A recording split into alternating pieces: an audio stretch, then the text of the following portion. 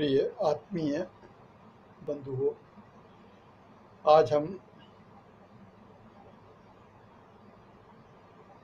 चिंता और चिंतन के बारे में आप लोगों से अपनी राय दूंगा। आशा है आप उसका श्रवण करेंगे। चिंता और चिंतन शाब्दिक रूप से दोनों एक ही समान दिखते हैं, और उसका अगर देखा जाए तो शाब्दिक अर्थ तो चिंता जो है पूरब पश्चिम है, तो चिंतन पूरब है। चिंतन सकारात्मक सोच है तो चिंता नकारात्मक सोच।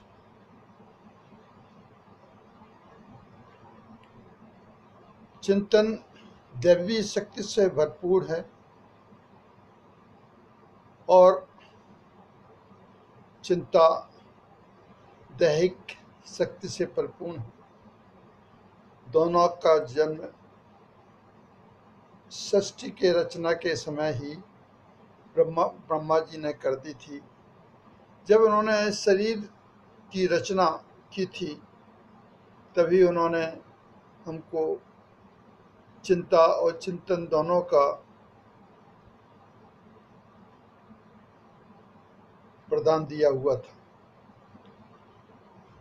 चिंतन प्राणी को अंदर की ओर ले जाती है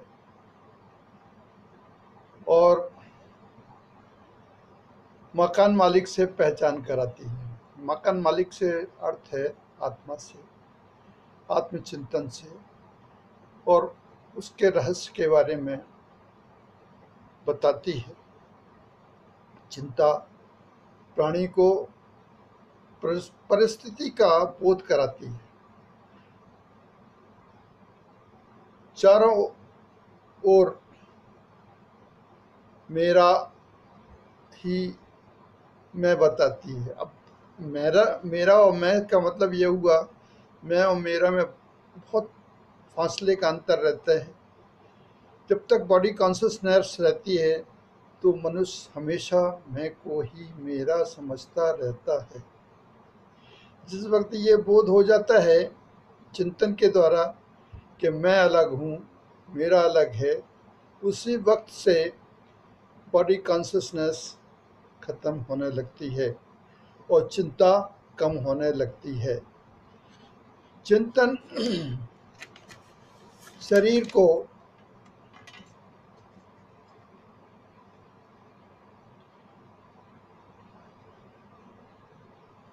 स्वास्थ्य प्रदान करती है। स्वास्थ्य का मतलब है स्व में स्थित होना, और चिंता परिस्थितिवश